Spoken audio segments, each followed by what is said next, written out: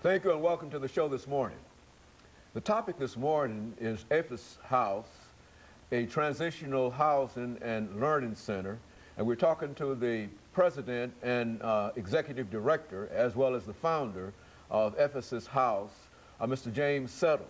And of course, Mr. Settles, let me welcome you to the show this morning. Thank you, sir. And to tell you how delighted we are, Mr. Settles, to have you, because one of the issues that we'd like to deal with this morning is the issue that we're having in terms of identifying individuals who need what you consider to be transitional housing. Correct. And becoming involved in various other learning kinds of experiences. Before we get into the organization that you have established and the facility in real sense that you've established, Mr. Settles, let's have you to give us some information about your background, your education, and some of the things that were important in helping to motivate you to establish such a facility, and give us sort of a report in terms of what you're doing now. Well, I'm originally from Memphis. Grew up in a pretty normal household, what I thought was pretty normal, and graduated from high school and started going to college. However, I think what happened with me is, you know how a lot of times our parents, they always want the best for us, and you know, my parents always pushed college and things to me, but one of the things that happened is I began to make choices myself. And going to college, to me, it just took too long to succeed to me. So I made some bad choices, and what I mean by made some bad choices is I chose a shortcut to success, which was a road that led me to destruction. I even coming from a pretty good household, just made some choices that landed me in prison back in 1986.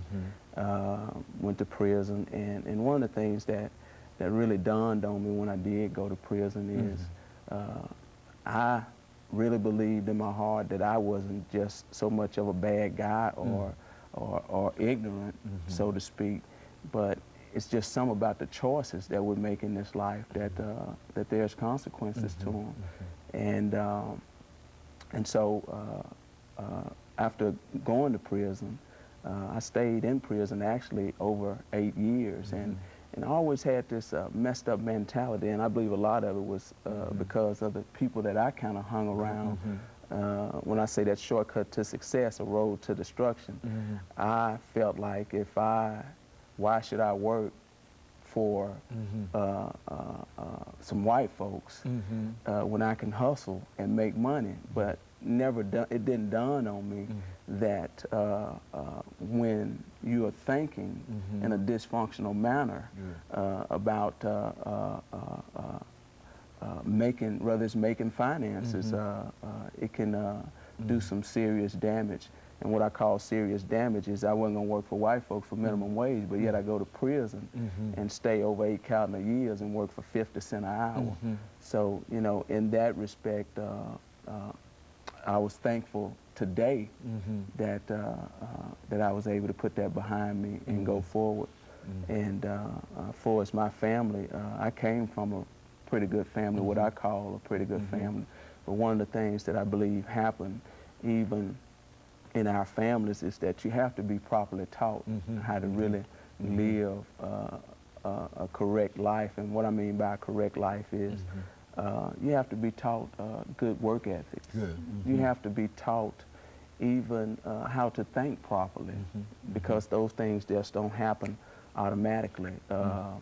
I think when I think about my parents, I know that my parents were like any other parents. They worked hard, 2 and 3 jobs, trying to give me a lot of stuff that they weren't able to enjoy when they were coming up, and I thank them for that. And I don't look back and say that because of the choices that I made that they were bad parents. They were good parents. They did what they knew how to do for me.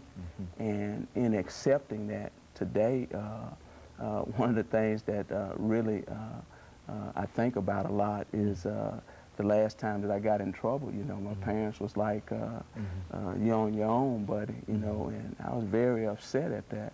But, you know, that was really when I began to be responsible for myself. So I just think a lot of times families, they just raise us the only way that they know how. And on my end, I think I got blessed too, even though going to prison for over 8 years, you know, it may seem like a tragedy to somebody else, but, you know, it really was a blessing to me because that was when I began to really sit down and look on the inside and begin to really make some quality decisions. Very good. And of course, Mr. Settles, let me take this first commercial break. After we come back, we'll give you an opportunity to talk about some other aspects and to talk about the facility that you've established that to help people like you found yourself to be in. And of course, we'll be back shortly after this very, very short commercial break.